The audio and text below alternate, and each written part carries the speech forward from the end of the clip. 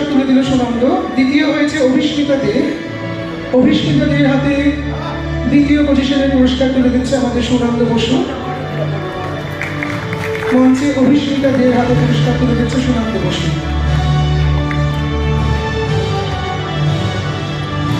এবং তৃতীয় হয়েছে আমাদের অহনা মোদক।